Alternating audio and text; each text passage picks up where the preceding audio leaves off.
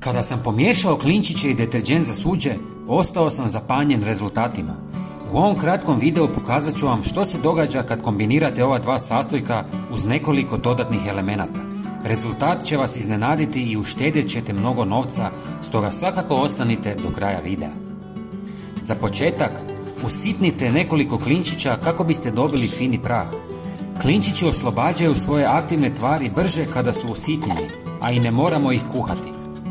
Pomiješajte prah s 200 ml vruće vode, dobro promiješajte i pustite da se ohladi.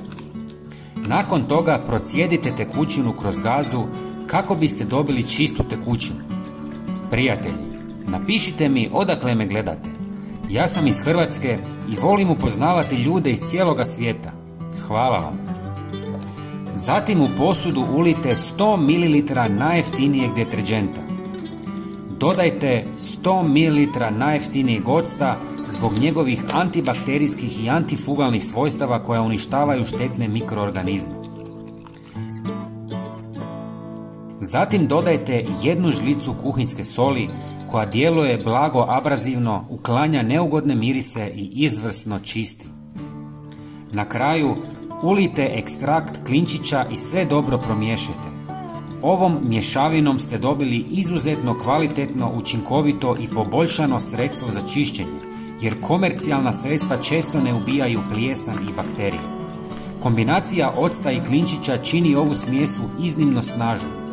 Smjesu možete razrijediti i s većom količinom vode i ona će i dalje biti vrlo učinkovita. Od samo malo sastojka imate jako puno sredstva za čišćenje i uštedit ćete jako puno novaca. Ako želite prirodniju opciju bez kemikalija, izostavite deterđent i stavite više octa. Ulijte smjesu u sprej. Prijatelji, podijelite ovaj video sa svojim poznanicima i pretplatite se na naš kanal. Potpuno je besplatno, a svaki dan vam donosimo nove savjete. Ovim sredstvom možete čistiti slavine, umivaonike, podove, WC, a najbolje od svega je to što možete čak i prati suđe.